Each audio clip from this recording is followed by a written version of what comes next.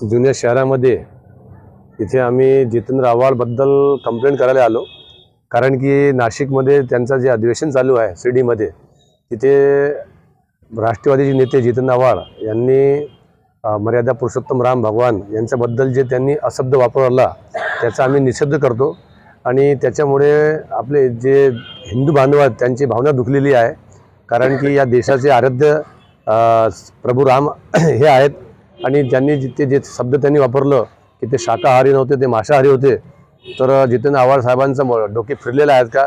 ते काय भारतीय जनता पार्टीचे एजंट आहेत का? कारण की पूर्ण देशामध्ये सध्या 22 तारखेचा तयारी चालू आहे, जल्लोषमध्ये तयारी चालू आहे। आणि विशेष म्हणून की जेव्हा ही बाबरी मस्जिद तुटली होती तेव्हा बाळासाहेब ठाकरे यांनी जे उद्गार घोषणा केली होती की जे मस्जिद तोडणारे जे शिवसैनिक असणार ते मला गर्व आहे, असं त्यांनी ते बोलले होते। तेव्हा भारतीय जनता पार्टीचे जे लोक होते ते कुठेही ते दिसत नव्हते, तेव्हा बाळासाहेबांनी हे शब्द वापरला होता। आज जे त्यांनी शब्द वापरलेला राम भगवानबद्दल त्यांनी चुकीचा आहे।